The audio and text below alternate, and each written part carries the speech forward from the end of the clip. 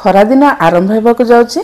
खरा दिने शरीर को हाइड्रेट रखापी आज मुझे आनी एक प्रोटीन इनटेक हेल्दी ड्रिंक सत्तू शेक टिके डिफरेंट वे रे यह अति सरल उपाय बनी जाए आ प्राकृतिक एवं स्वास्थ्यवर्धक जदि आप ब्रेकफास्ट सकाळे करि पारना ताहले एथिरु ग्लास टे पी दियंतु लंच जाए आपन को भोक लागिबनी ताहले चलंतु बनेबा सत्तू शेक।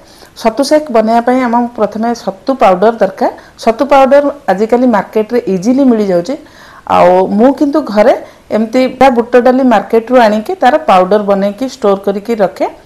भजा बुट डाली जदि आपण मार्केट रे पाउ नाहंती ताहले जो बुट आमे कला बुट भजा खांती ताकू आनी तार चोपा काढ़ी आपण ग्राइंडर करिकी रखि परबे। बहुत चिकन पाउडर बनेबे। एई देखंतु मु स्टोर करिकी सत्तू पाउडर रखिची। यह मासे 2 मास पर्यंत स्टोर करिके आराम से रह जाए। एबे आमे शेक बनेबा। शेक बनेबा पई मु गोटे ग्राइंडर जार नेची सेथिरे 7-8 टी काजू देची 4टा बादाम देची आउ 4-5 खजूर मंजी काढ़ी की नेची। मु 2 ग्लास शेक बनेवा को जाउची तो से हिसाब रे मु ड्राई फ्रूट्स नेची आपण को हिसाब रे ड्राई फ्रूट्स नेबे। आउ एठी मु 2टा कदली आउ गोटे एप्पल नेची 2 ग्लास सत्तू शेक पई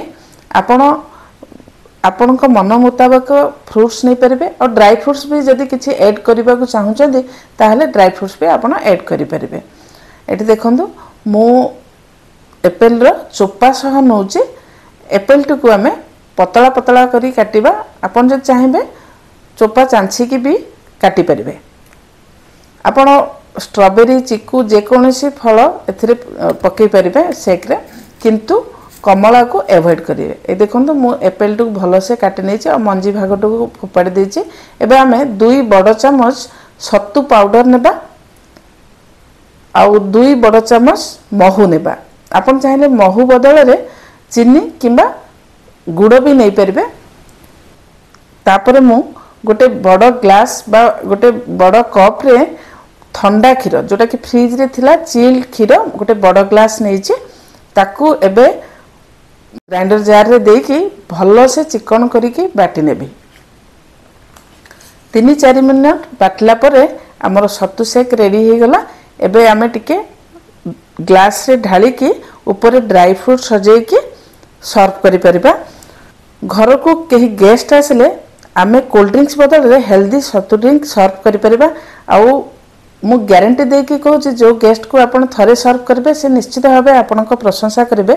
यह को आम छुआ टू वयस्क पर्यंत समस्त को दे परिबा। तो बनातु आ पियंतु आ कमेंट माध्यम मते आपण फीडबैक दियंतु। एमिति सहज रेसिपी देखिबा पई मो चैनल को सब्सक्राइब करंतु एंड शेयर करंतु।